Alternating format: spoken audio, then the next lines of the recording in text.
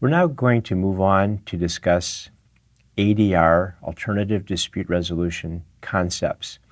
This is a general introduction and look at concepts, and then later on we're going to look more in depth at the two key building blocks of ADR, which are arbitration and mediation.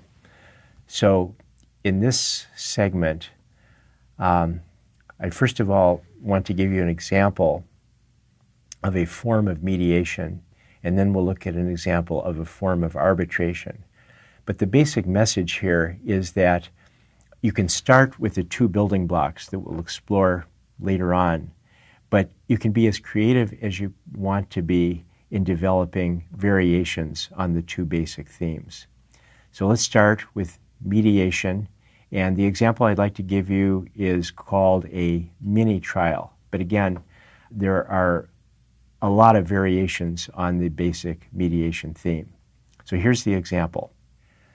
Let's take a look at an actual mini trial. This was one of the very first mini trials ever. It involved an intellectual property dispute between Telecredit and TRW. And this case is typical of a lot of litigation. The two parties fought over intellectual property. There was a $6 million claim. The parties spent $500,000 in the early years of the litigation. They exchanged 100,000 documents. The case sat in court for 3 years. Nothing was happening. And so finally, the executive vice president of TRW and the president of Telecredit got on the phone and basically asked, why have we outsourced this dispute to the court system? Why have we outsourced it to lawyers? We deal with business problems all the time.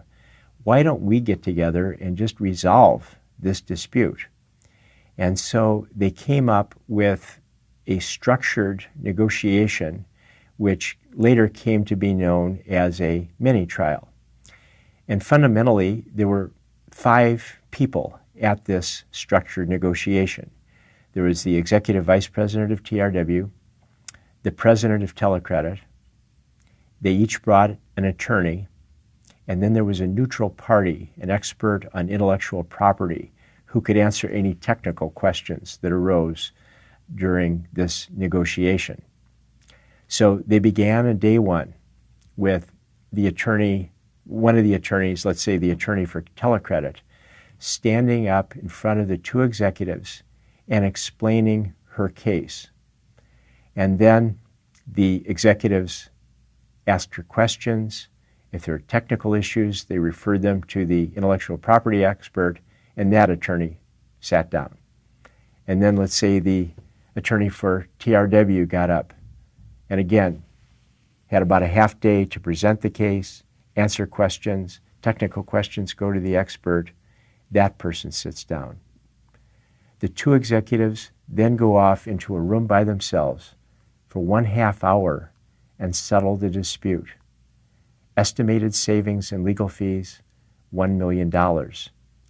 But think about the benefits beyond those dollar savings. For one, this procedure gave each executive a chance to hear the case as described by the opposing attorney. And that description might sound quite a bit different from the story that they get from their own attorney. Second, they're able to come up with a resolution of the case that makes sense from a business perspective. When you're in court, litigation is a zero-sum game. One person's going to win $6 million, one person's going to lose $6 million. But when you negotiate a settlement as somebody in business, then you can come up with something that preserves the business relationship. So that's a quick example of a form of mediation. Again, you can come up with as many varieties as you want. Let's now move on to arbitration and an example of a variation on the arbitration theme. This example is called Rent a Judge. Now, this is not the same as the Buy a Judge program that has been used in Chicago and other emerging economies for many years. Just kidding. With rent-a-judge, you actually hire a retired judge to hear the case. And so, an example. We've got a couple of former roommates who are involved in a dispute, Brad and Jennifer.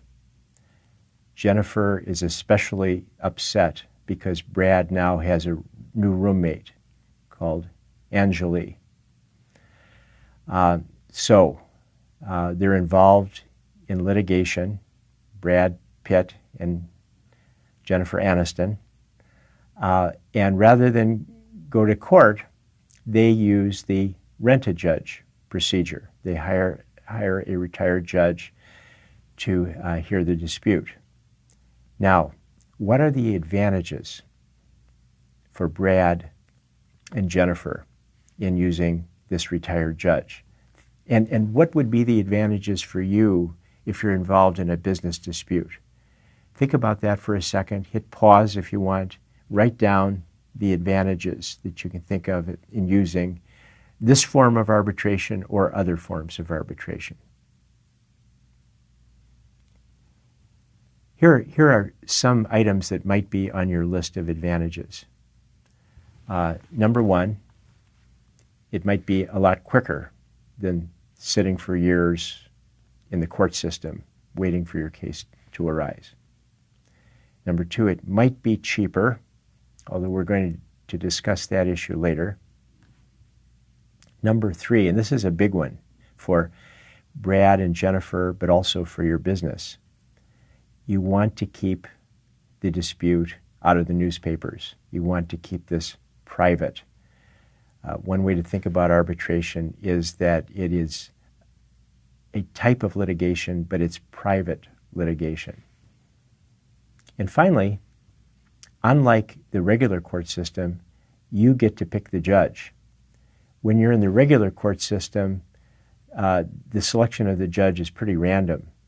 You might end up with a judge who has never handled a business case, who has no idea what's going on in the type of business dispute that you're involved with. With rent-a-judge, you can pick somebody who's an expert in the particular area that is in dispute. So lots of advantages to using that form of ADR. One additional point, and this is something we talked about earlier when we had the brief introduction to ADR at the beginning of the course, and that is the ADR processes, which are arbitration, mediation, and negotiation, can be used not only for dispute resolution, but also for doing deals.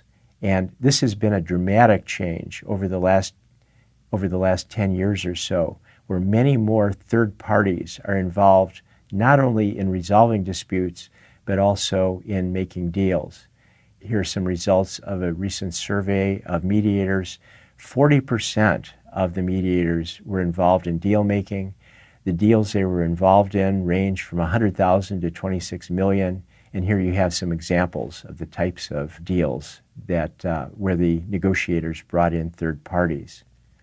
You can use not only mediation, of course, but also arbitration. One area in the United States where arbitration has been used for several years is in professional sports, especially baseball. So here's an example of baseball arbitration. We've got a pitcher by the name of Roger Clemens who retired, and then he came out of retirement to pitch for Houston, and they paid him $5 million.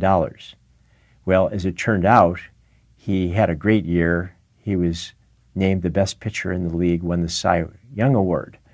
So when it came time to negotiate his salary for the next year, Houston asked Roger, well, what do you want to be paid? And he wanted something a little bit higher than $5 million. He basically looked at the number on his uniform, and that said 22. So he said, well, I want $22 million. Houston countered with an offer of 13.5.